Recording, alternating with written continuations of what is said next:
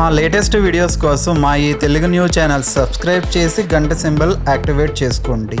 ఈ రోజే ఆఖరి మార్గశిర గురువారం, సఫల ఏకాదశి, 2 పర్వదినాలు కలిసి వచ్చిన పవిత్రమైన రోజు. ఇది లక్ష్మీనారాయణులకు ఎంతో ఇష్టమైన రోజు కనుక ఈరోజు మీరు ఏం చేసినా చేయకపోయినా రాత్రి 12 లోపు ఈ కథలు వింటే చాలు. ఈ రోజుతో మీ దశ మారిపోతుంది, వద్దన్న ధనం దూసుకు వస్తుంది. ఎంతో పుణ్యం చేసుకున్న వారే ఈ కథలను వినగలుగుతారు. పూర్వము రంగాపురం అనే గ్రామంలో ధర్మయ్య అనే ఆసామి ఉండేవాడు. ఆయన భార్య సుమలత. వారిద్దరూ ధర్మబుద్ధి కలవారు, పాపభీతి, లక్ష్మీదేవిపై భక్తి కలవారు. వారు వ్యాపారంలో బాగా సంపాదించటమే కాక దాన ధర్మాలు చేయటంలో కూడా కీర్తి ప్రతిష్టలు గడించారు. పేదలకు భోజనం పెట్టిందే తినేవారు కాదు. ధర్మయ్య సుమలత దంపతులకు 3 కుమారులు కలిగి యుక్త వయసుకు వచ్చారు. ఆ 3 విద్యాబుద్ధులు నేర్చుకున్నారు. పెద్దవాడికి వివాహం చేశారు. పెద్ద కోడలు రాగానే దాన ధర్మాలు తగ్గించకపోతే మాకు ఏమి మిగులుతుంది గనుక మామయ్యతో రోజుకు 3 కంటే ఎక్కువ మందికి అన్నదానం చేయొద్దని చెప్పింది.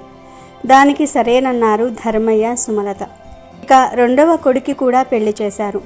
2వ కోడలు రాగానే 2 కంటే ఎక్కువ మందికి అన్నం పెట్టడానికి వీల్లేదంది. దానికి కూడా సరేనన్నారు ధర్మయ్య సుమలత. తరువాత 3వ కొడుక్కి కూడా పెళ్లి చేశారు. 3వ కోడలు రాగానే దాన ధర్మాలు పూర్తిగా మానాలని చెప్పింది. కానీ ధర్మయ్య సుమలతకు దానం చేయాలని దృఢమైన కోరిక ఉంది. దాంతో వారిద్దరూ విచారపడ్డారు.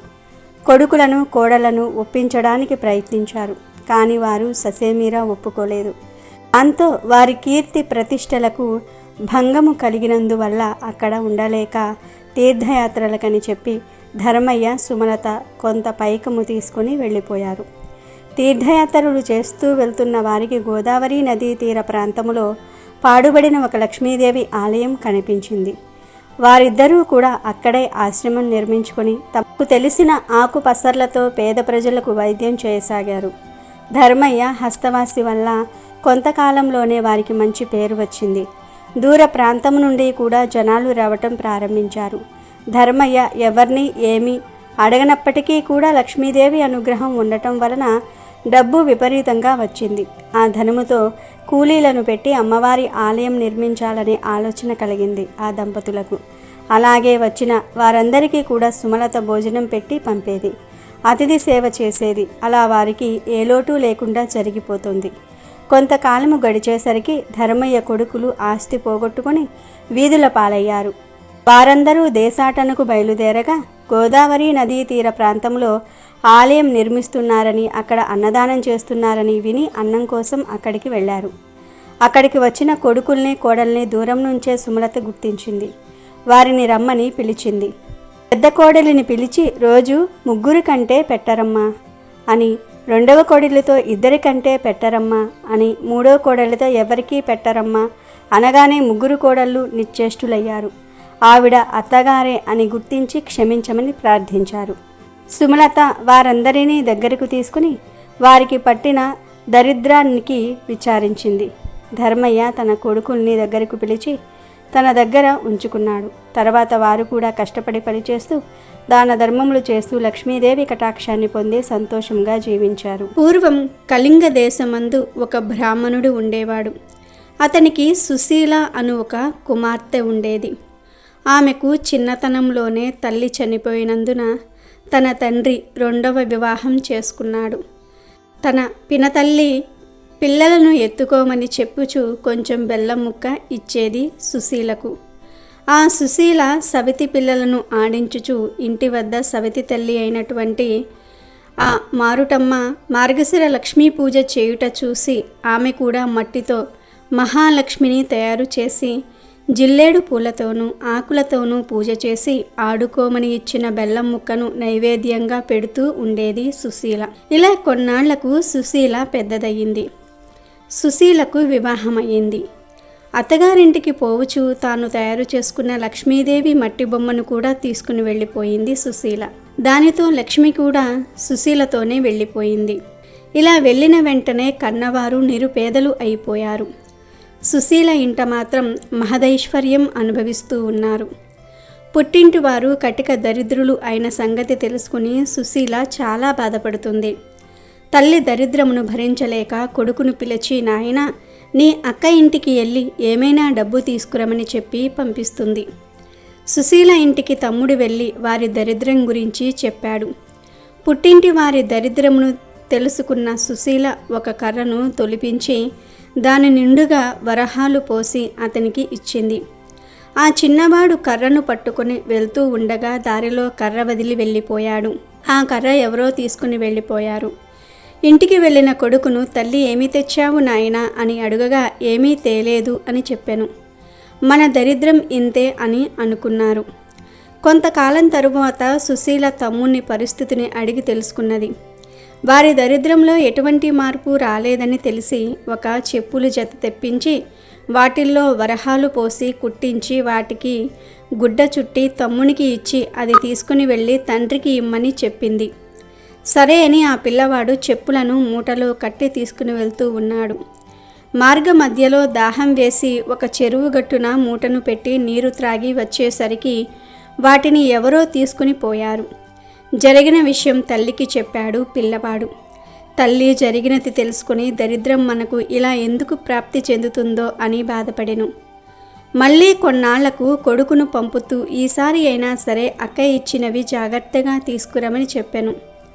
తర్వాత తమ్ముడు సుశీల దగ్గరకు వెళ్ళి, అక్కకు పరిస్థితి ఇది వరకులానే ఉంది అని చెప్పాను. అప్పుడు సుశీల ఒక గుమ్మడి పండు తెప్పించి దాని నిండుగా వరహాలు నింపి ఆ పండు అమ్మకు ఇమ్మని చెప్పి ఇచ్చింది. సరే అని తీసుకొస్తూ ఆ పిల్లవాడు సాయ సమయంలో ఒక చెరువు వద్దకు వచ్చి గుమ్మడి పండును గట్టు మీద పెట్టి సాయం సంధ్యా వందనం చేస్తూ ఉన్నాడు. ఇంతలో ఒక బాటసారి వచ్చి పండు బాగున్నదని తీసుకుని పోయాడు. ఆ కుర్రాడు గట్టు మీదకొచ్చి పండు వెతకగా పండు లేదు. ఏమీ చేసేది లేక ఇంటికి వెళ్ళాడు. తల్లి, ఏమి తెచ్చితివి అని అడుగగా జరిగింది చెప్పెను. తల్లి విచారించింది. కొన్నాళ్లకు తల్లి పిల్లలను ఇంటి దగ్గర ఉంచి తానే కూతురు దగ్గరకు వెళ్ళింది. తల్లిని చూసి సుశీల వారి దరిద్రం తెలుసుకొని చింతించి మార్గశిర లక్ష్మీవారం రాబోతూ ఉంది. ఆ మార్గశిర లక్ష్మీవార నోము నోస్తే ఐశ్వర్యం వచ్చునని చెప్పెను. మార్గశిర లక్ష్మీవారం రానే వచ్చింది. అప్పుడు సుశీల అమ్మతో, అమ్మా, ఈరోజు మార్గశిర లక్ష్మీవారం, నోటిలో ఏమీ వేసుకోకు, మనం వ్రతం చేసుకుందాం అని చెప్పెను.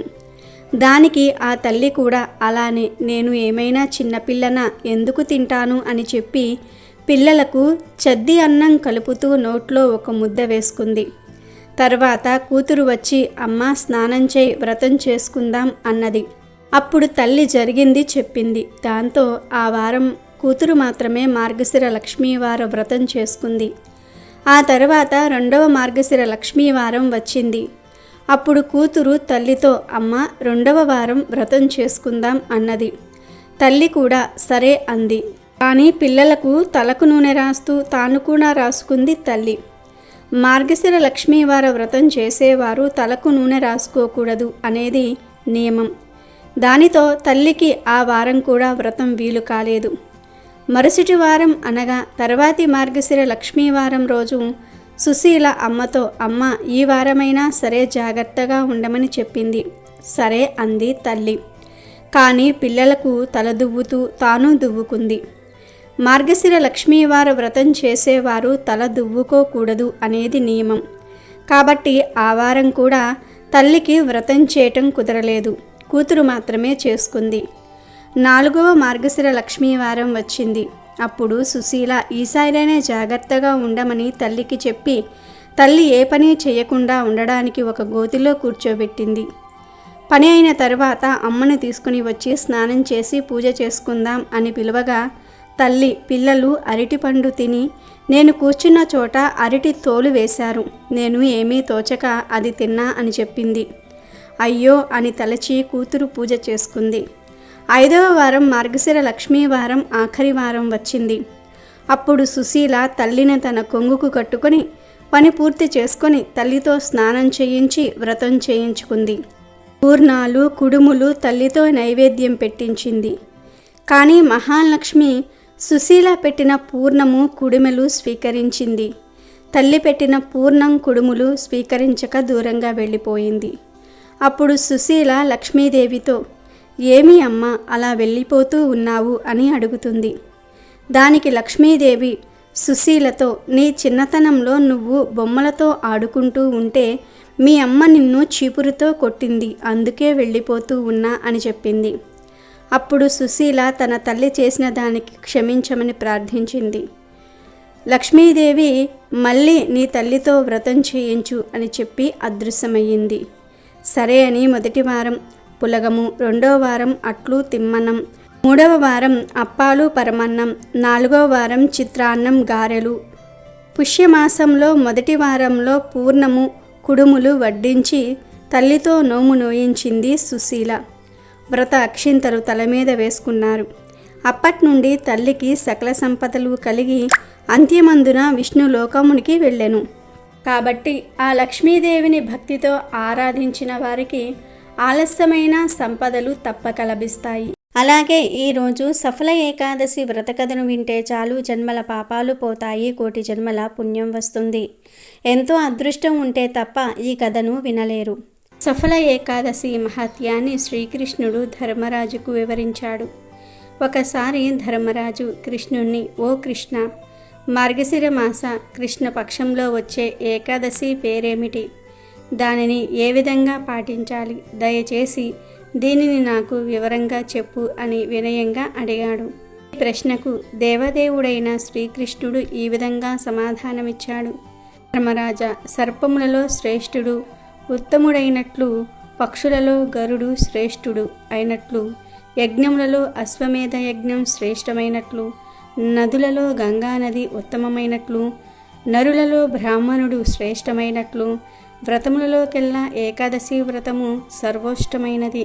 రాజోత్తమ, ఏకాదశి వ్రత పాలనం చేసేవాడు నాకు ఎంతో ప్రియమైనవాడు అవుతాడు. 5,000 సంవత్సరముల తపస్సు వలన కలిగే పుణ్యరాశి కేవలం ఈ ఏకాదశి వ్రత పాలన వలన సిద్ధిస్తుంది. ఈ ఏకాదశి మహత్యాన్ని తెలిపే కథ ఒకటి ఉంది. నీకు ఆ కథ చెప్తాను, శ్రద్ధగా విను అని శ్రీకృష్ణుడు ధర్మరాజుతో ఎలా చెప్పసాగాడు. పూర్వం మహిష్మంతుడనే ఒక సుప్రసిద్ధుడైన రాజు చంపావతి పురాన్ని పాలించేవాడు. ఆ రాజుకు 4 పుత్రులు. వారిలో జ్యేష్ఠుడైన లంపకుడు పరమ పాపి. బ్రాహ్మణులను, వైష్ణవులను, దేవతలను సదా నిందించే స్వభావం కలిగిన లంపకుడు జూదం, వ్యభిచారం పట్ల ఆసక్తుడై ఉండేవాడు. అందువలన రాజు అతనిని దేశ బహిష్కరణ చేశాడు. అప్పుడు లంపకుడు అడవిలో నివసిస్తూ రాత్రి వేళల్లో తన తండ్రి రాజ్యంలోని ప్రజల ధనమును కొల్లగొట్టేవాడు. ఆ విధంగా అతడు ధనమును కొల్లగొట్టినా కూడా రాజకుమారుడని భావించి జనులు అతనిని విడిచిపెట్టేవారు. ఏమీ దొరకక లంపకుడు మంచి మాంసం తింటూ జీవనాన్ని గడపసాగాడు. అతడు ఉండే అడవిలో ఒక అశ్వత్థ వృక్షం ఉన్నది. అది దేవతల వలె పూజనీయమైనది. లంపకుడు ఆ చెట్టు క్రింద కొంతకాలం జీవించాడు. అతడు ఆ విధంగా జీవించే సమయంలో కాకతాళీయంగా మార్గశిర కృష్ణపక్ష ఏకాదశి వచ్చింది. అలసట, దుర్బలత కారణంగా లంపకుడు ఏకాదశికి ముందు రోజు స్పృహ తప్పినవాడై ఏకాదశి రోజు మధ్యాహ్నం వేళకు తిరిగి స్పృహను పొందాడు. ఆకలి పీడితుడై అతడు ఎంతగా బలహీనపడ్డాడంటే ఆ రోజు అతడు జంతువులను చంపే అవకాశమే కలుగలేదు. ఇంతలో సూర్యాస్తమయం అయ్యింది. ఆకలితో ఆ రాత్రంతా లంపకుడికి నిద్ర పట్టలేదు. దాంతో తెలియకుండానే ఆ రాత్రి అతడు జాగరణ చేశాడు. ఆ రోజంతా ఏమీ తినకపోవటం వలన ఉపవాసం చేసినట్టు అయ్యింది. రాత్రంతా మేలుకుని ఉండటం వలన జాగరణ చేసిన ఫలం వచ్చింది. ఉపవాసము, జాగరణ ఫలంగా అతడు సఫల ఏకాదశి వ్రతపాలనం చేసినట్లు అయ్యింది. సాధకుడు చేసే వ్రతపాలనను విష్ణుమూర్తి చక్కగా స్వీకరిస్తాడు. ఈ ఏకాదశి వ్రతపాలన ఫలంగా లంపకునికి ఐశ్వర్యయుతమైన రాజ్యం సంప్రాప్తిస్తుంది. మర్నాడు పొద్దున ఒక దివ్యమైన అశ్వం అతని ముందు వచ్చి నిలబడింది. ఆ సమయంలో ఒక అశరీరవాణి లంపకుడితో, కుమార, శ్రీ మహావిష్ణువు కృప వలన, సఫల ఏకాదశి ప్రభావం వలన నీకిప్పుడు రాజ్యం లభిస్తుంది. నీవు దానిని ఎటువంటి కష్టాలు లేకుండా పాలించగలుగుతావు. కాబట్టి నీవు నీ తండ్రి చెంతకు వెళ్ళి రాజ్యాన్ని అనుభవించు అని పలికింది. ఆ ఆదేశం ప్రకారం లంపకుడు తండ్రి చెందకు వెళ్ళి జరిగిందంతా కూడా చెప్పి తను మారిపోయానని చెప్పి రాజ్యాన్ని పొందాడు. తదనంతరం అతడు ఉత్తమమైన భార్యను పొంది పుత్రవంతుడయ్యాడు. ఆ తర్వాత అతడు ఆనందంగా రాజ్యపాలనం చేశాడు. కాబట్టి ధర్మరాజా, సఫల ఏకాదశి పాటించటం ద్వారా మనిషి ప్రస్తుత జన్మలో యశస్సును బడసి తదుపరి జన్మలో ముక్తిని పొందుతాడు. ఈ ఏకాదశి చేసేవారు ధన్యులు. ఈ ఏకాదశి పాటించటం వలన అశ్వమేధ యజ్ఞఫలం లభిస్తుంది అని శ్రీకృష్ణుడు ధర్మరాజుకు సఫల ఏకాదశి మహత్యాన్ని వివరించాడు. ఉడత భక్తి అనే మాట సహజంగా వింటూ ఉంటాము. అంటే మనం చేసే పని ఎదుటివారికి అంత ముఖ్యమైనది కాకపోయినా మనం వారి మీద ఉన్న ప్రేమ అభిమానంతో చేసే పనిని వ్రతభక్తిగా చేశాం అని చెప్తూ ఉంటారు. శ్రీరాముని కరుణకు సంబంధించిన ఉదాహరణ చెప్పాలంటే ముందుగా చెప్పేది సేతుబంధన సమయంలో ఉడత చేసిన చిన్న సహాయంనకు శ్రీరాముడు దానిని తన చేతులలోనికి తీసుకొని దానిని నిమురుట. ఆ నిమిరినప్పుడు పడిన శ్రీరాముని వేళ్ల గుర్తులు ఇప్పటికీ ఆ ఉడతల వీపు పైన ఉన్నాయి అని చెప్తారు కదా. మరి ఇంతకీ అలా రాముని చేతులతో నిమిరించుకున్న ఉడత ఏమి అయ్యింది? ఆ ఉడతకు రాముని కార్యంలో సహాయం చేయాలన్న ఆలోచన ఎలా కలిగింది? దానికి కారణం ఆ ఉడత పూర్వజన్మ. ఆ పూర్వజన్మ కథను అద్భుత రామాయణంలో ప్రస్తావించారు. పూర్వకాలంలో రాము అనే ఒక బ్రాహ్మణ కుమారుడు కాశీనగరమునకు వెళ్ళి అక్కడ సకల విద్యలు నేర్చుకుని తిరిగి తన స్వగ్రామమునకు చేరుకున్నాడు. అతని పాండిత్యమును నిలిచి వాదములలో ఎవ్వరూ నిలవలేకపోయారు. అతని ఖ్యాతి నలుదిశలా వ్యాపించసాగింది. అతని తండ్రి పేరు శివయ్య. అతనితో పాటు అతని తండ్రిని కూడా ప్రజలు కీర్తించేవారు. అయితే ఆ పొగడ్తలను విన్న శివయ్య, మా అబ్బాయి ఇంకా చిన్నపిల్లవాడు, వాడు నేర్చుకోవలసినది చాలా ఉన్నది అని మర్యాదగా చెప్పేవాడు. ఆ మాటలు రాముకు రుచించలేదు. తన తండ్రి బ్రతికి ఉన్నంతకాలం తనను అలా చిన్నపిల్లవాడిలాగానే వీచిస్తారు కనుక తన తండ్రి చనిపోతేనే బాగుండు అనుకోవటం మొదలుపెట్టాడు. అలా ఆలోచిస్తూ కొంతకాలానికి తానే తన తండ్రిని చంపేయాలి అని అనుకున్నాడు. ఒకరోజు తన తండ్రి ఇంట్లోకి వస్తున్న సమయంలో అతని మీదకు ఒక కర్రను గురి చేసి విసిరివేశాడు.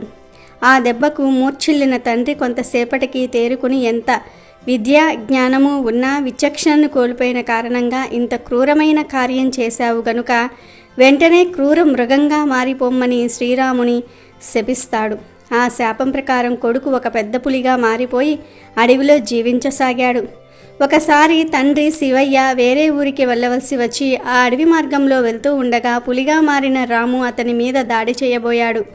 అప్పుడు శివయ్య, మృగ జన్మలో ఉండి కూడా ఇంకా క్రూరంగా ప్రవర్తిస్తున్నావు గనుక ఎవరికీ హాని చెయ్యని ఉడత జన్మ ఎత్తు అని మరలా ఆ పులికి శాపం ఇచ్చాడు. అప్పుడు ఆ పులికి జ్ఞానం వచ్చి తన తండ్రి పాదాలపై పడి క్షమాపణ కోరి ఆ శాపమునకు విమోచనము చెప్పమని అడిగెను. అలా కుమారుడిలో పశ్చాత్తాపం గమనించిన బ్రాహ్మణుడు, నీకు ఏమీ ఉపకారం జరగకపోయినా నీవు ఏనాడైతే పక్కవారికి సహాయం చేస్తావో ఆనాడు సాక్షాత్తు శ్రీ మహావిష్ణువు నిన్ను స్మర్శిస్తాడు. ఆ విధంగా నీకు శాప విమోచనం కలుగుతుందని చెప్పి వెళ్ళిపోయాడు. ఆ రోజు నుండి ఆ ఉడత అలా సముద్ర తీరంలో గడుపుతూ ఉంది. తాను చేయగలిగిన అతి చిన్న సహాయం రాముడికి అందించి ఆ సాయమునకు బదులుగా రాముడు ఆ ఉడతను పట్టుకున్న కారణంగా ఆ బ్రాహ్మణ కుమారునికి శాప విమోచనం కలిగింది. అదేవిధంగా ఈరోజు ఎటువంటి స్త్రీలకు పుత్రుడు పుట్టే భాగ్యం ఉంటుందో తెలిపే ఈ పవిత్ర కథను వింటే మీ దశ మారిపోతుంది, పుత్ర సంతానం కలుగుతుంది. ఒకసారి శేషకల్పం మీద సేద తీరుతూ ఉన్న శ్రీ మహావిష్ణువును లక్ష్మీదేవి ఒక ప్రశ్న వేసింది.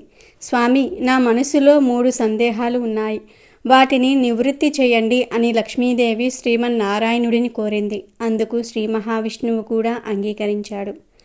మహాలక్ష్మి మనసులో ఉన్న సందేహాలను అడగమని ఆదేశించాడు. అప్పుడు శ్రీ మహాలక్ష్మి, ఏ మహిళకు పుత్రయోగం ఉండదు, ఏ మహిళకు చిన్న వయసులోనే వైధవ్యం ప్రాప్తిస్తుంది, ఇలాంటి పనులు చేసినట్లయితే స్త్రీకి చనిపోయిన తర్వాత స్వర్గం ప్రాప్తిస్తుంది అని అడిగింది. లోక కళ్యాణం కోసం ఈ ప్రశ్నలు అడిగిన శ్రీ మహాలక్ష్మి కోరికను తీర్చడానికి శ్రీమన్నారాయణుడు అంగీకరించాడు. ఈ ప్రశ్నలకు నేను చెప్పే సమాధానాలను ఏ వ్యక్తి అయితే సంపూర్ణ శ్రద్ధతో వింటాడో అటువంటి వ్యక్తికి పుణ్యం లభిస్తుంది. అయిపోయిన తర్వాత కూడా అతను మోక్షం సాధించుకుంటాడు. ఎవరైతే ఈ కథను పూర్తిగా వింటారో వారికి సంబంధించిన 32 పాపాలను నేను క్షమిస్తాను అని సాక్షాత్తు విష్ణుమూర్తి చెప్పారు. అందుకు మహాలక్ష్మి కూడా వెంటనే ఒప్పుకొని కథను వినడానికి సన్నద్ధమైనది. మీరు కూడా ఇప్పుడు విష్ణుమూర్తి చెప్పబోయే ఈ కథను పూర్తిగా వినండి. పూర్వం ఒకానొక దేశంలో ఒక వ్యాపారి ఉండేవాడు. అతనికి 2 కొడుకులు కలిగారు. ఆ 2 కొడుకులు పెరిగి పెద్దవారయ్యారు.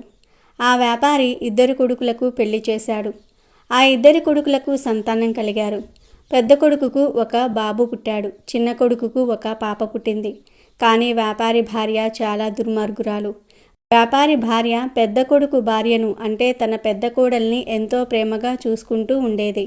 కానీ చిన్న కోడల్ని మాత్రం చిన్నచూపు చూస్తూ ఉండేది.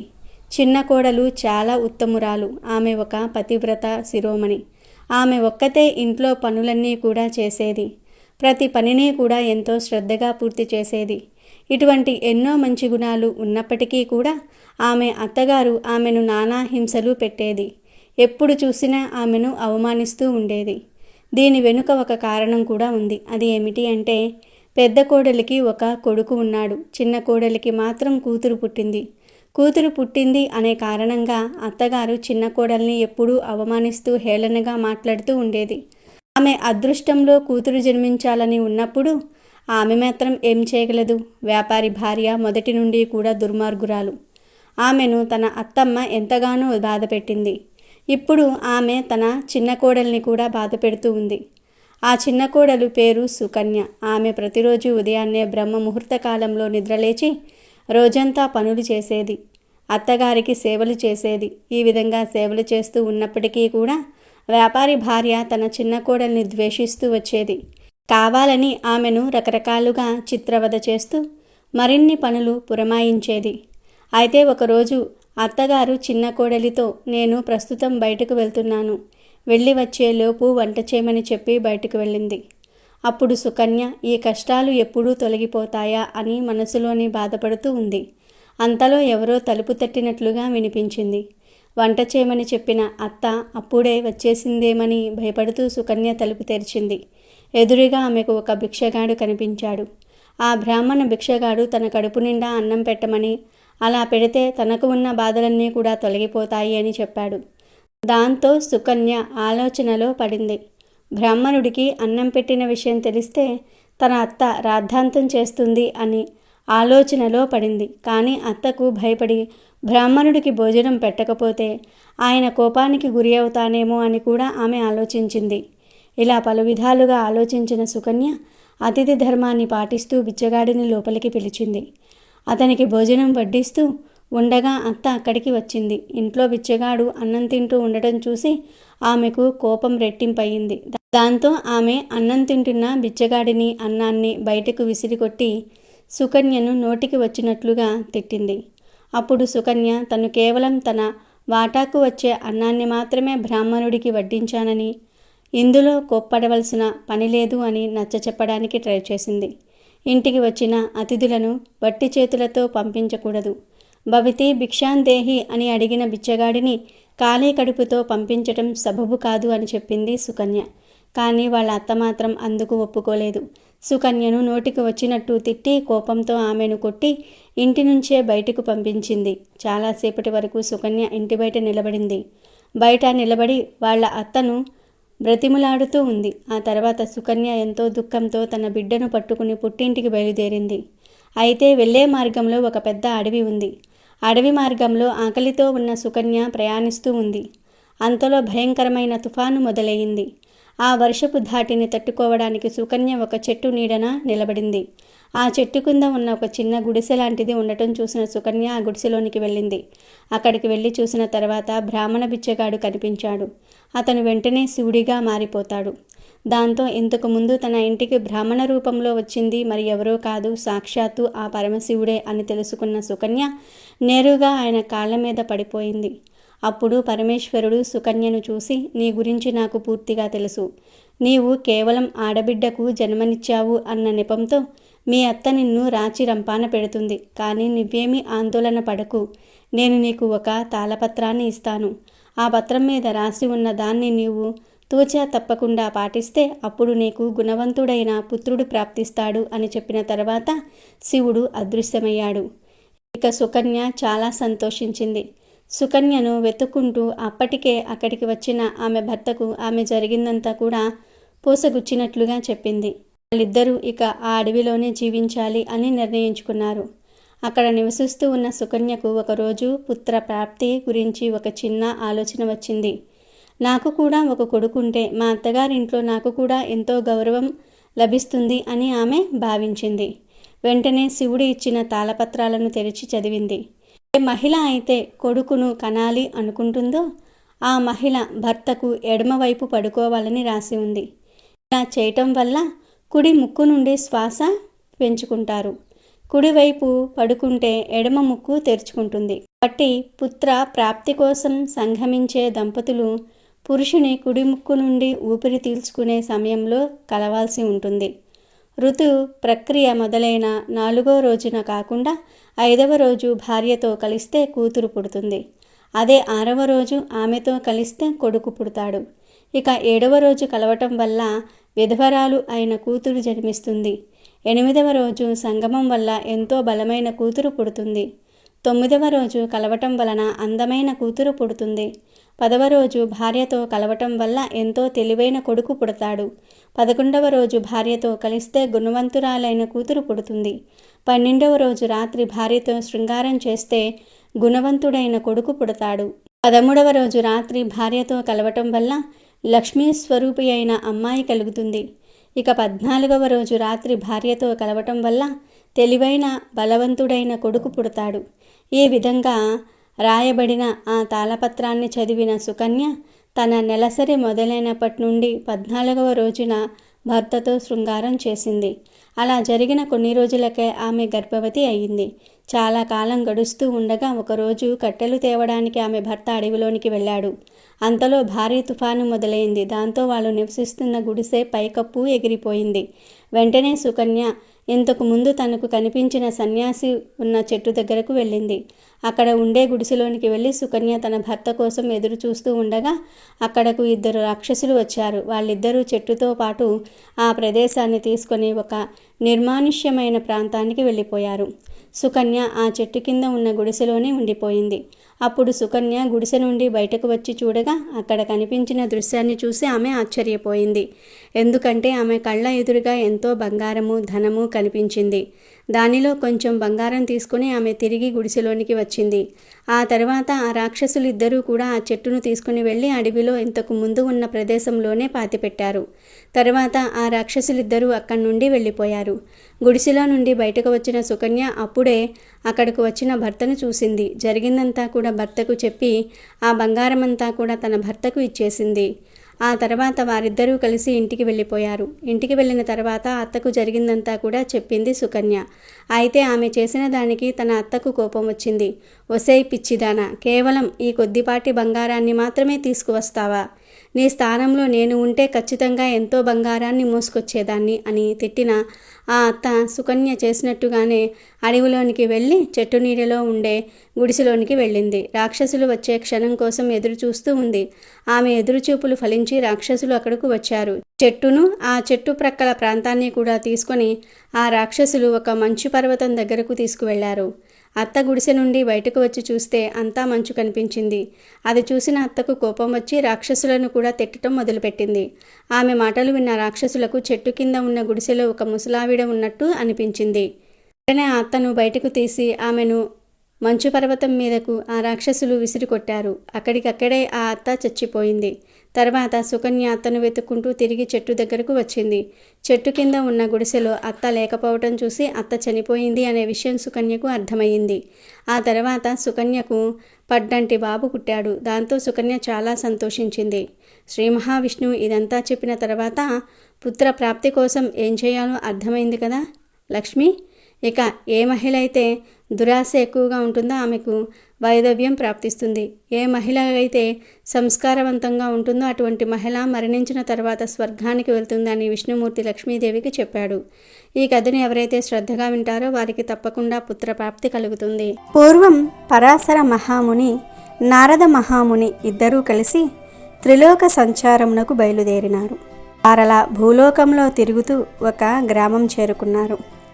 ఆ గ్రామంలో ఆ గ్రామవాసులు బ్రాహ్మణ, వైశ్య, క్షత్రియ, శూద్ర జాతుల వారంతా కూడా వారి వారి ఇండ్లను గోమయంతో అలికి లక్ష్మీదేవి పాదములు, ముగ్గులు పెట్టారు. స్త్రీలందరూ తలంటు స్నానములు చేసి కొత్త బట్టలు ధరించి శ్రీ మహాలక్ష్మి పూజ చేస్తూ ఉన్నారు. ఆ రోజు గురువారం అవటం వలన అన్ని జాతుల వారు కడు నిష్ఠతో లక్ష్మీదేవిని గానం చేయుచు పూజలు చేస్తూ ఉన్నారు. ఆ గ్రామవాసుల భక్తి శ్రద్ధలకు నారదుడు ఆశ్చర్యపడి పరాశర మునితో, మహర్షి, బ్రాహ్మణులు మొదలు కడజాతి వరకు అందరూ కడు సంతోషముతో పూజ చేస్తూ ఉన్నారు కదా, వీరు చేస్తున్న వ్రతం ఏమిటో వివరించండి అని కోరుకున్నాడు. అప్పుడు పరాశర ముని చిరునవ్వుతో ఇలా చెప్పసాగాడు. నారద, ఈ దినము గురువారము కదా, గురువారం నాడు చేసే పూజను లక్ష్మీ వ్రతమని అంటారు. సంవత్సరంలోని 12 మాసములలో మార్గశిర మాసం శ్రేష్టమైనది. మార్గశిర మాసంలోని ప్రతి లక్ష్మీవారం అనగా గురువారం లక్ష్మీదేవికి చాలా ఇష్టమైన రోజు. అందులోనూ శుక్లపక్ష దశమి గురువారం కలిసి వస్తే ఆ దినము సుదశ వ్రతం అంటారు. ఈ వ్రతం శ్రీ మహాలక్ష్మీదేవికి మిక్కిలి ఇష్టమైనది అని పరాశర ముని బోధింపగా బ్రహ్మమానస పుత్రుడగు నారదుడు అది ఆలకించి, మహనీయ, ఇంతకు ముందు ఈ వ్రతమును ఎవరైనా ఆచరించారా? వారెట్టి ఫలితములు పొందినారు? ఆ చరితము కూడా వివరింపుము అని వేడుకోగా పరాశరుడు ఇలా చెప్పసాగాడు. నారద, నీవు అదృష్టవంతుడవు. పూర్వం ఈ లక్ష్మీ వ్రతం ఆచరించిన ఒక భక్తిని చరిత్రను తెలియజేయుదును, శ్రద్ధగా ఆలకించి ఆనందింపుము అని చెప్పసాగాను. ఒకప్పుడు లక్ష్మీదేవి శ్రీ మహావిష్ణువుకు సేవలు చేస్తూ, నాదా, ఈరోజు మార్గశిర గురువారం, నా వ్రతం ఆచరించే రోజు గనుక మీరు ఆజ్ఞ ఇచ్చినచో నగరంలో సంచరించి వస్తాను అని ప్రార్థించెను. లక్ష్మి కోరికను మన్నించి విష్ణువు అటులే పోయి రమ్మనెను. అప్పుడు లక్ష్మీదేవి సకలాభరణములు ధరించి పట్టు వస్త్రములు కట్టుకుని వెళ్ళినది. ఆమె వెళ్ళిన వెనుకనే విష్ణువు ముసలి బ్రాహ్మణ శ్రీరూపం ధరించి ఒక ఇంటిలో ప్రవేశించెను. లక్ష్మీదేవి గ్రామ సంచారం చేస్తూ ఆ వృద్ధ బ్రాహ్మణ స్త్రీ ఇంటికి వచ్చి ఆమెతో, ఓ అవ్వ, ఈరోజు గురువారం, మహాలక్ష్మి వ్రత దినము కదా, ఇల్లు గోమయంతో అలికి ముగ్గులు పెట్టలేదేమిటి అని ప్రశ్నించెను. అంతటా ఆ అవ్వ, అమ్మా, ఆ వ్రతము ఎలా చేయాలి, ఎవరికి పూజ చేయాలి, వివరించు తల్లి అని అనగా లక్ష్మీదేవి మందహాసముతో, అవ్వ, వ్రతం చేసే విధానము చెప్పెదను వినుము. మార్గశిర గురువారం ఉదయమే నిద్రలేచి ఇల్లు గోమయంతో అలికి ముగ్గులు పెట్టి లక్ష్మీదేవి పాదముద్రలను ముగ్గుతో వేయాలి. కొత్త కొలత పాత్రను తెచ్చి కడిగి ఎండబెట్టాలి. దాన్ని వివిధ రకాలైన ముగ్గులతో, బొమ్మలతో అందంగా తయారు చేసుకోవాలి. శుచిగా స్నానం చేసి ఒక పీటను తీసుకొని దానిని కడిగి దాని మీద కొత్త ధాన్యం పొయ్యాలి. దాని మీద కొలత పాత్రను ఉంచి పసుపు నీటితో కడిగిన పోక చెక్క అంటే వక్కను ఉంచాలి. మనసులో కోరికను చెప్పుకొని కొద్దిగా తెల్ల ధాన్యాన్ని కొలత పాత్ర మీద పొయ్యాలి. ఎరుపు రంగు వస్త్రాన్ని దాని మీద ఉంచి ఎర్రని పూలతో పూజించి శ్రీ మహాలక్ష్మిని తలుచుకుని దీపారాధన చేయాలి. మొదట పాలు నైవేద్యంగా పెట్టాలి. తరువాత నూనె వాడకుండా నేతితో చేసిన పిండి వంటలను మాత్రమే నైవేద్యంగా పెట్టాలి. ఇది ఒక విధానం అని ఆపి లక్ష్మీదేవి ఆ అవ్వతో రెండవ విధానం చెప్పటం మొదలుపెట్టింది. రెండవ విధానం చాలా సులభమైనది. మార్గశిర శుక్ల దశమి తిథి గురువారం వచ్చిన రోజున నిష్ఠతో ఈ వ్రతాన్నే చేస్తే తప్పక సిరి వస్తుంది. ఈ వ్రత నైవేద్యం పంచిపెట్టకపోతే మాత్రం లక్ష్మీ కటాక్షం లభించదు. మనస్సును నిర్మలంగా ఉంచుకొని 10 మందిని పిలిచి ఈ వ్రతం చేయాలి. పసుపు కుంకుమలు పంచిపెడితే ఆ ఇంట లక్ష్మి తాండవిస్తుంది. ఈ వ్రతం మాత్రమే కాదు, మరికొన్ని ఆచరించాలి అవ్వ. గురువారం ఉదయమే లేచి పొయ్యి బూడిద తీయకపోయినా, ఇల్లు వాకిలి తుడవకున్నా ఆ ఇంట లక్ష్మి నిలవదు. ఏ స్త్రీ గురువారం శుచిగా మడి వస్త్రం ధరించి వంట చేసి పూజ చేస్తుందో ఆ ఇంట లక్ష్మి స్థిరంగా ఉంటుంది. ఏ స్త్రీ గురువారం నాడు పిల్లలను తిడుతుందో, కొడుతుందో, ఇల్లు వాకిలి చిమ్మదో, అంట్లు కడగదో ఆ ఇంట ఒక్క క్షణం కూడా లక్ష్మి ఉండదు. ఏ స్త్రీ అయితే సాయంకాలం వేళ గడపకు 2000 దీపాలు ఉంచదో ఆ ఇంట లక్ష్మి నిలవదు. అంతేకాదు, ఆ ఇంట ధనానికి సంతానానికి హాని కలుగుతుంది. అదేవిధంగా గురువారం ఆనపకాయ, ఉడకని పదార్థాలు, నిషిద్ధ పదార్థాలు తినే ఇంట, శుభ ప్రదేశాలలో తిరగటము, అత్తమామలను దూషించటము, సేవించకపోవటం చేసే స్త్రీ ఇంట లక్ష్మి పాదం కూడా పెట్టదు. భోజనము ముందు తర్వాత కాళ్ళు చేతులు ముఖము కడగని వారి ఇంట లక్ష్మి కనిపించదు. ఇతరులతో మాట్లాడుతూ ప్రతి మాటకు ఏ స్త్రీ అకారణంగా అసందర్భంగా గట్టిగా నవ్వుతుందో ఆ ఇంట లక్ష్మి ఉండదు. ఏ స్త్రీ అందరి చేత అభిమానింపబడుతుందో గౌరవింపబడుతుందో అక్కడ లక్ష్మి ఉంటుంది. ఏ స్త్రీ గురువారం దాన ధర్మాలు పూజలు చేయదో, భర్తతో గొడవ పడుతుందో ఆ స్త్రీ పాపాత్మురాలిగా జీవిస్తుంది. గురువారం అమావాస్య, సంక్రాంతి అంటే ప్రతి నెల సంక్రమణం జరుగుతుంది. దీనినే సంక్రాంతి అంటారు. ఈ తిథులలో నిషిద్ధ పదార్థాలను అంటే నీచు పదార్థాలను తినే స్త్రీ యమపురి నగరానికి పోతుంది. జ్ఞానంతో ఏ స్త్రీ ఇప్పుడు చెప్పిన ఈ 3 తిథులలో నిషిద్ధ పదార్థాలను తినకుండా నక్తం ఉంటుందో, లక్ష్మిని పూజిస్తుందో ఆ స్త్రీ ఇల్లు ధనధాన్య పుత్ర పౌత్రాదులతో వర్ధిల్లుతుంది. ప్రతి స్త్రీ తాను నిత్యం ఆచరించే పనులు ఆధారంగా చేసుకునే లక్ష్మీ అనుగ్రహం ఉంటుంది. ప్రతిరోజు ఉదయమే నిద్రలేచి ముఖం కడుక్కోవాలి. అలా చేయని స్త్రీ ముఖం చూస్తేనే మహాపాతకాలు కలుగుతాయి.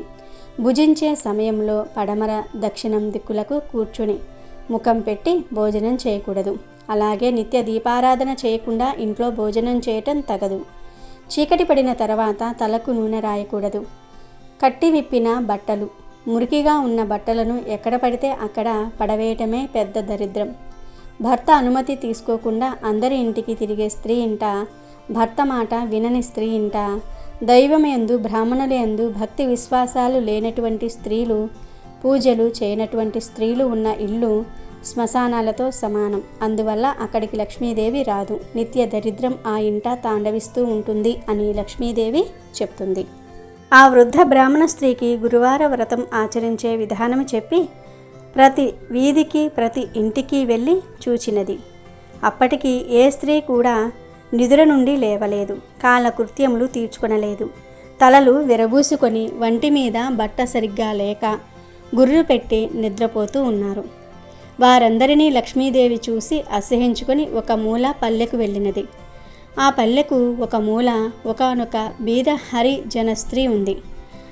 ఆ దినము ప్రాతకాలమునే నిద్రలేచి గోమయము తెచ్చి ఇల్లు వాకిలి శుభ్రం చేసుకొని బియ్యపు పిండితో ముగ్గులు పెట్టి లక్ష్మీ పాదముల చెంత దీపములు పెట్టి బియ్యం ఉంచి ధూప దీప నైవేద్యములు సమర్పించి పద్మాసనములో కూర్చుండి లక్ష్మిని ధ్యానించుచూ ఉండెను. లక్ష్మీదేవి వెళ్ళుసరికి ఆ స్త్రీ భక్తితో పూజలు చేయుచూ ఉన్నందున మహాలక్ష్మి సంతోషించినది. పరిశుభ్ర స్థలమున తన 2 పాదములు ఉంచి ఆమెతో, ఓ భక్తురాలా, నేటితో నీ కష్టములు తీరగలవు. నీ నిశ్చల భక్తికి నేను సంతోషించి తిని, నీకేమి కావలేనో కోరుకొనుము అని అన్నది లక్ష్మీదేవి. శ్రీ మహాలక్ష్మి సాక్షాత్తు దర్శనం చూడగానే ఆమె నోట మాట రాక ఏ వరమును కోరుకొనలేక అలా ఉండిపోయింది. అప్పుడు మరలా లక్ష్మీదేవి ఇలా అన్నది, నీవు బ్రతికి ఉన్నన్నాళ్ళు అష్టైశ్వర్యములతో తులతూగుదువుగాక. జన్మాంతరమున నీవు వైకుంఠమునకు వచ్చుదువుగాక. ఆ వ్రతమును చేయుచూ ఉండుము, నీకు శ్రీహరి అనుగ్రహము కూడా కలుగును అని చెప్పెను. మహాలక్ష్మి చెప్పిన ప్రకారముగా ఆ హరిజన స్త్రీ కడు నిష్టతో ధ్యానము చేసింది. లక్ష్మీదేవి పాదముల ఎందే మనస్సు లగ్నము చేసి ఉన్నందున ఆమె భక్తికి లక్ష్మీదేవి ఆనందించి ఆమె ఉన్న పూరి గుడిసెను పెద్ద భవంతిగా చేసినది. ఇంటికి 4 మూలల ధనరాశులను పోసింది. దాని వలన ఆమె భాగ్యవంతురాలు అవటమే కాక 5 పుత్రులు కలిగిరి. ఓ నారద, ఇది వినుము. ఆ హరిజన స్త్రీకి లక్ష్మీదేవి వలన ఐశ్వర్యము కలిగిన విషయం బలరాముడు తన దివ్య దృష్టి వలన తెలుసుకొని మహాకోపంతో విష్ణుమూర్తి వద్దకు వెళ్ళి, తమ్ముడు, నీ భార్య లక్ష్మీదేవి పల్లెకి పోయి అంటరాని మాల స్త్రీకి సిరి సంపదలు ఇచ్చి మహానేరము చేసినది కనుక లక్ష్మిని నీ మందిరంలోనికి రానియ్యవద్దని చెప్పినాడు. అంతలో గ్రామ సంచారం చేసుకునే లక్ష్మీదేవి విష్ణు మందిరంలోనికి ప్రవేశించుచూ ఉండగా బలరాముడు ద్వారము వద్ద అడ్డముగా నిలబడి లోపలికి రావద్దని శాసించెను. ఆ సమయంలో అతని కండ్లు శరీరము ఎర్రబడిపోయెను, పండ్లు పటపట కొరుకుతూ ఉండెను. అంతేకాదు శ్రీహరి నీవు ఈమె ముఖము చూడవద్దు అన్నాడు బలరాముడు. అన్న ఆజ్ఞ ప్రకారం లక్ష్మిని విడిచిపెట్టటకు శ్రీహరి కూడా ఒప్పుకున్నాడు.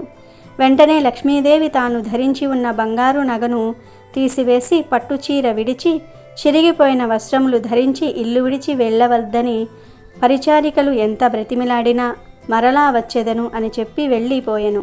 లక్ష్మీదేవి వెళ్ళిపోవటంతో సంపదలు కూడా పోయాయి. బలరాముడు శ్రీహరి మందిరము లోపల ప్రతి గదిని చూశారు. ఆ మందిరంలోని ఏ గదిని చూసినా వెలవెలబోయి ఉన్నాయి. ధనాగారంలో ధనము లేదు. వస్తు సామాగ్రి అంతయు మాయమైనది. వంటలు వండుటకు పదార్థములు లేవు. బంగారు బిందెలు మట్టి కుండలుగా మారిపోయినవి. ఆఖరికి త్రాగడానికి పాత్ర గాని నీరు గాని లేకపోయినందున దాహముతో ఉపవాసం ఉండి నిద్రపోయారు. మరునాడు ప్రాతకాలమున ముఖము కడుక్కోవడానికి కూడా నీరు దొరకలేదు. ఇక వారికేమీ తోచలేదు. పిచ్చి ఎక్కినట్లయింది. అంతట బలరాముడు జగన్నాథుడగు విష్ణుమూర్తితో, తమ్ముడు, మనము నిన్న ఆహారం తీసుకోలేదు. చాలా నీరసపడిపోయి ఉన్నాము. ఈ దినమైనా తిండి లేకపోతే ఎలా బ్రతకగలం? అన్ని కొరతగా ఉన్నవి గనుక మనము బిచ్చమెత్తి అయినా సరే ప్రాణములను నిలబెట్టుకోవాలి. కనుక ఇద్దరము బయలుదేరుదామురా అని అనగా జగన్నాథుడు అంగీకరించి ఇద్దరూ కలిసి సాధువేషములు వేసుకొని భిక్షాటనకు బయలుదేరినారు. వారు ఎవరింటికి వెళ్ళి అడిగినా వారు కపట సన్నాసులు, చోరులని తలచి ఒక్కరు కూడా భిక్ష పెట్టలేదు. కసిరి పొమ్మన్నారు. అలా వీరిద్దరూ తిరుగుతూ ఒక షావుకారు ఇంటికి వెళ్ళి భిక్షాందేహి అని అన్నారు. ఆ ధనికుడు వారిని ఆదరించి కూర్చుండబెట్టి భోజన పదార్థాలు తెచ్చుటకు లోనికి పోయి చూడగా పదార్థములన్నీ మాయమైపోయినాయి. అక్కడ కూడా వారికి భోజనము దొరకనందున బలరాముడు విష్ణుమూర్తి ఆకలి బాధతో తూలిపోతూ ఒక చెరువు దగ్గరకు వెళ్ళినారు. ఆ కొలను నిండా పద్మములు విరబూసి ఉన్నవి. సరే, వీటి తూటు కాయలను తిని ఇప్పటి ఆకలి బాధ తీర్చుకుందామని చెరువులో దిగగా ఆ చెరువు నీరంతా ఎండిపోయెను. ఇంకా చేసేదేమీ లేక నీరసంతో వెళ్ళిపోయినారు. అలా వెళ్ళగా వారికి ఒక తపశ్శాలి కుటీరము కనబడినది. వీరిద్దరూ అతనిని సమీపించి ఆకలి తీర్చుటకు ఏదైనా పెట్టమన్నారు. అప్పుడు ముని తాను తినుటకు ఉంచుకున్న పాలు అన్నము ఇవ్వబోగా ఆ పాత్రలోని అన్నము పాలు మాయమైపోయినవి. ఇంకా వారు చేసేదేమీ లేక ఇద్దరు సముద్రం వైపుగా వెళ్ళిరి. సముద్రమున నిత్యానంద స్వాముల వారి ఆశ్రమం కనిపించగా అక్కడకు వెళ్ళినారు. అక్కడ అన్న వస్త్రములకు లోటు లేదు. ఎవరైనా ఆశ్రమంలో ఎన్ని దినములు ఉండినను ఎంత భుజించినను అక్షయ పాత్ర వలె తరగదు. కానీ బలరామ జగన్నాథ స్వాములు అక్కడికి వెళ్ళగానే లక్ష్మీదేవి ఏ పదార్థము లేకుండా చేసినది. తీక్షణమైన సూర్యుని తాపమునకు విష్ణువు సొమ్మసిల్లి పడిపోయాడు. బలరాముడు తమ్మునికి సేద తీర్చెను. అక్కడ నుండి బయలుదేరి అన్నదమ్ములిద్దరూ కూడా మరి ఒక భవనము చేరుకున్నారు. అది లక్ష్మీదేవి నివసిస్తున్న భవనం. చాలా దినముల నుండి తిండి లేక నీరసించి ఉన్న వారిద్దరినీ లక్ష్మీదేవి చూసినది. జాలి కలిగినది. వెంటనే ఆమె స్వయంగా పిండి వంటలతో భోజనం తయారు చేసి దాసీల చేత వారికి స్నానంనకు నీరు పెట్టించి కత్తెల ద్వారా వారికి భోజనం వడ్డించెను. వారు సంతృప్తిగా కడుపు నిండా భుజించి బయటనున్న అరుగు మీద విశ్రమించారు. కానీ వారికి నిద్ర పట్టలేదు. ఆ ఇల్లు, ఆ ప్రాంతం, ఆ వంటకములు అన్నీ వింతగా తోచినవి. అంతలో ఒక చెలికత్తె వచ్చి, స్వాములారా, మీదే గ్రామము, ఎక్కడి నుండి ఎక్కడికి పోవచ్చు ఉన్నారు? మీకు భార్య బిడ్డలు ఉన్నారా? ఇలా ఎందుకు తిరుగుతున్నారు అని అడుగగా ఏమి చెప్పాలో తెలియక వారు ఒకరి ముఖం ఒకరు చూసుకున్నారు. అప్పుడు శ్రీహరి ఇట్లు చెప్పినాడు, ఇతడు నా అన్న బలరాముడు, నేను శ్రీహరిని. మా తొందరపాటు వలన మా ఇల్లాలగు లక్ష్మీదేవిని ఇంటి నుండి వెళ్ళగొట్టి ఈ కష్టములను తెచ్చుకొంటిమి. ఏ స్త్రీ వలన అష్టైశ్వర్యములు కలుగును, ఏ నారీమణి కరుణా కటాక్షము వలన వంశ అభివృద్ధి కలుగును, ఏ వనితామణి తనను నమ్మి కొలిచిన వారి ఇళ్లల్లో మెలుగుచుండునో అటువంటి లక్ష్మీదేవి మమ్మల్ని విడిచి వెళ్ళిపోయినది. అప్పటి నుండి మాకు దరిద్రము కష్టాలు కలిగినవి అని చెప్పెను. అప్పుడు ఆ దాసి ఇది లక్ష్మీదేవి మందిరమే అని చెప్పగా బలరాముడు జగన్నాథుడు చాలా ఆనందించినారు. అప్పుడు బలరాముడు విష్ణువుతో, సోదరా, నీవు లక్ష్మీదేవి వద్దకు వెళ్ళి మనం చేసిన తప్పును క్షమించమని చేతులు పట్టుకుని అర్థించుము అని చెప్పి లోనికి పంపెను. శ్రీహరి లోనికి వెళ్ళగానే లక్ష్మీదేవి భర్తను చూసి నమస్కరించి నీళ్లతో హరిపాదములు కడిగి ఆ నీటిని తలపై చల్లుకొని పువ్వులతో పూజించి ఇలా పలికెను, నాథా, మీ అన్నదమ్ములిద్దరూ నన్ను ఇంటి నుండి వెళ్ళగొట్టినారు కదా, ఇప్పుడెలా నా ఇంట భుజించారు? చండాలపు దాని ఇంటికెలా వచ్చినారు? ఇప్పుడు జాతి భేదములు అడ్డు రాలేదా అని నిష్ఠూరములాడెను. అప్పుడు శ్రీహరి చిరునవ్వుతో, ప్రియా, మేమిద్దరము భిక్షమెత్తుకోవటం అంతా తెలుసుకున్నారు. నీవు నాకు భోజనం పెట్టడం కూడా అందరూ చూసినారు. మాకు శిక్ష సరిపోయినది. నీవు లేనందున వైకుంఠము చిన్నబోయినది. నిన్ను వదిలినందున మాకు అన్ని లోపములే జరిగినవి. కావున మా వెంట రమ్ము, వైకుంఠానికి పోదాము అని పలుకుగా శ్రీహరి మాటలకు లక్ష్మీదేవి సంతోషించి వైకుంఠంలో అడుగుపెట్టగానే అన్నీ యథాప్రకారముగా మారినవి. నాగారమంతా ధనముతో బంగారంతో నిండినది. వస్తువాహనాలతో దాసీ జనములతో భక్తి కోటితో వైకుంఠము కలకలలాడెను. కావున ఓ నారద, గురువారం నాడు లక్ష్మీ పూజ చేసి ఈ కథ చదివినను లేక వినినను అట్టి వారలకు వెనుకటి జన్మలో చేసిన పాపములు నశించి మోక్షం కలుగుటయే కాక 1,00,000 గోదానములు చేసినంత ఫలితము కలిగి అష్టైశ్వర్యములతో తులతూగుదురు. లక్ష్మీ కథ పఠనము ప్రతి మానవుడు ముక్తి నొందుటకు మార్గదర్శకము కాగలదు అని పరాశరముని నారదునకు వివరించినాడు. రాష్ట్ర అనే దేశాన్ని భద్రశ్రవ అనే రాజు పాలిస్తూ ఉండేవాడు. ఆ రాజు మహా పరాక్రమవంతుడే కాక విద్వాన్ వేదాంతుడు. అతని భార్య పేరు సురత్ చంద్రిక. ఆమె మంచి సౌందర్యవతే కాక గొప్ప పతివ్రతగా పేరుగాంచింది. ఆ రాజు రాణికి 8 సంతానం కలరు. వారిలో 7 కుమారులు, 1 కుమార్తె. ఆ కుమార్తె పేరు శ్యామబాల. ఒకరోజు శ్రీ మహాలక్ష్మీదేవి తన మనసులో ఇలా అనుకుంది, నేను ఎప్పుడు ఆ రాజు ఇంట్లో వెలుస్తాను అని మనసులో అనుకుంది. తాను రాజింట్లో వెలిస్తే రాజే కాకుండా ప్రజలు కూడా భోగభాగ్యాలతో సుఖ సంతోషాలతో వర్ధిల్లుతారు. అదే ఒక దరిద్రుడి ఇంట వెలిసినచో ఆ ఒక్క కుటుంబమే భోగభాగ్యాదులతో ఉంటుందని ఆ శ్రీ మహాలక్ష్మి ఒక వృద్ధ బ్రాహ్మణ స్త్రీ రూపం దాల్చి భద్రశ్రవ మహారాజు కోట ద్వారం వద్దకు ప్రవేశించింది. తన చేతిలో కర్రను శబ్దం చేసుకుంటూ సింహద్వారం వద్దకు ప్రవేశించింది. ఆమెను చూసి ఒక దాసి ముందుకు వచ్చి, నీవు ఎవరువు? నీ పేరేమిటి? నీ నివాసం ఎక్కడ? నీవు ఎచ్చటి నుండి వచ్చితివి? ఇక్కడికి ఎందుకు వచ్చితివి అని అడిగింది. అప్పుడు ఆ వృద్ధ బ్రాహ్మణ స్త్రీ రూపంలో ఉన్న శ్రీ మహాలక్ష్మీదేవి ఆ దాసిని చూసి, అమ్మా, నా పేరు కమల, నా భర్త పేరు భువనేశ్వర్, నేను ద్వారకలో నివాసం ఉంటాను. నీకొకటి చెప్తాను, జాగ్రత్తగా విను. నీ రాణి సురత్ చంద్రిక గత జన్మలో ఒక వైశ్యుని భార్య. ఆ వైశ్యుడు చాలా దారిద్ర్యంతో బాధపడుతూ ఉండేవాడు. అందువలన ఆ భార్యాభర్తలకు నిరంతరము తగాదాలతో సంసారం సాగుతూ ఉండేది. ఒకసారి గొడవ జరిగినప్పుడు ఆ వైశ్యుడు తన భార్యను గట్టిగా కొట్టాడు. ఆ బాధ భరించలేక ఆ వైశ్యుని భార్య ఇల్లు వదిలి ఆకలితో అడవికి వెళ్ళింది. అలా నడుచుకుంటూ వెళ్తూ ఉండగా శ్రీ మహాలక్ష్మికి ఆమెపై జాలి కలిగి ఆమె అడవికి ఏ కారణం చేత వచ్చానో అడిగింది. దానికి ఆ వైశ్యుని భార్య గతం అంతా కూడా ఆమెకు చెప్పింది. అందుకు ఆ తల్లి ఆ వైశ్యుని భార్యకు శ్రీ మార్గశిర లక్ష్మీవార వ్రతం ఉపదేశించింది. ఆ వైశ్యుని భార్య శ్రీ మహాలక్ష్మి ఉపదేశించిన వ్రతం యథాప్రకారం చేసింది. ఈ వ్రతం పూర్తయ్యేటప్పటికీ ఆమెకు సకల సంపదలు వచ్చాయి. తర్వాత ఆమె భర్త దగ్గరకు తిరిగి వెళ్ళి జరిగిందంతా కూడా చెప్పింది. అప్పుడు భర్త కూడా ఎంతో సంతోషించాడు.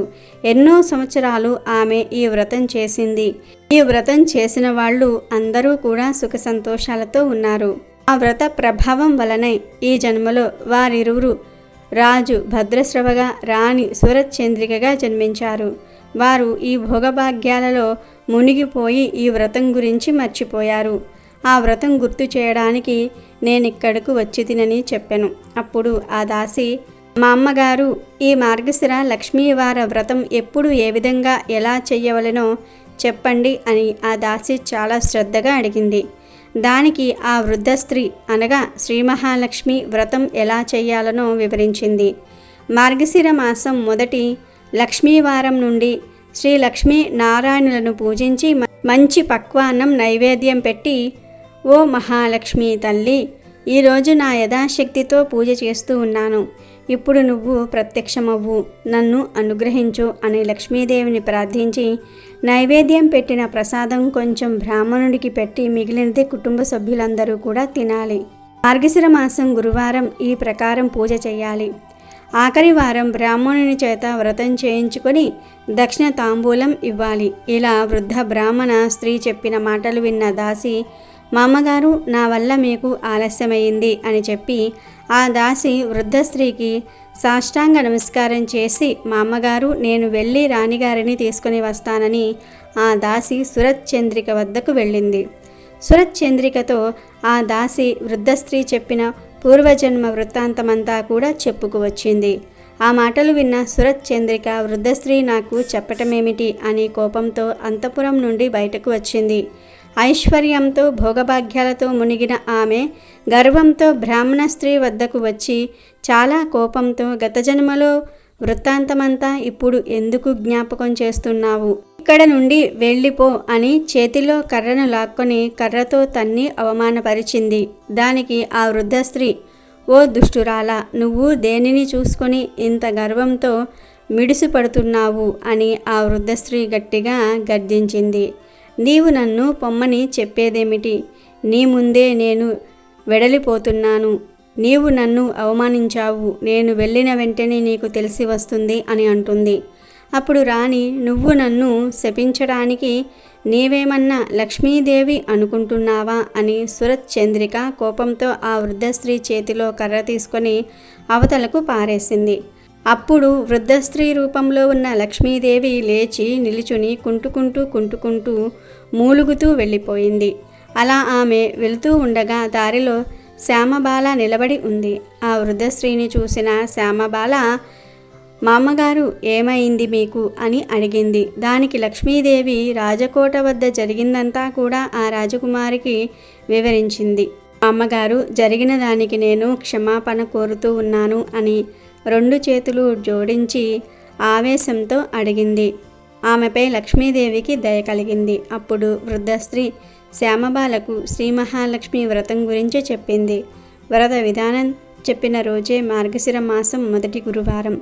శ్యామబాల చాలా భక్తి శ్రద్ధలతో ఆ వ్రతం చేసింది. సిద్ధేశ్వర్ అనే రాజుకు మాలాధర్ అనే కొడుకు కలడు. కొంతకాలానికి శ్యామబాలకు మాలాధర్కు వివాహమయ్యింది. శ్యామబాల తన భర్తతో రాజవైభవములతో సిరి సంపదలతో తులతూగుతోంది. లక్ష్మీదేవి కోపగించి వెళ్లటంతో భద్రశ్రవరాజు సిరి సంపదలంతా కూడా పోయి వారికి దారిద్ర్యం పట్టుకుంది. పూటకు తిండి లేక, ఒంటికి బట్టలేక చాలా దారిద్ర్యంతో బాధపడుతూ ఉన్నారు. ఒకరోజు శరత్ చంద్రిక ఆమె భర్తతో, స్వామి, దరిద్రం వల్ల బ్రతకటం కష్టంగా ఉంది. మన అల్లుడు మాలాధర్ రాజుగా ఉన్నాడు కదా, మీరు వెళ్ళి మన పరిస్థితి చెప్పండి, అతనికి తోచింది ఇస్తే తీసుకుని రండి అంది. సురత్ చంద్రిక అన్న మాటలు భద్రశ్రవకు నచ్చాయి. మరునాడే అతడు అల్లుడి రాజ్యానికి పయనమయ్యాడు. అతడు దారిలో ఒక నది ఒడ్డున ఆగి విశ్రాంతి తీసుకున్నాడు.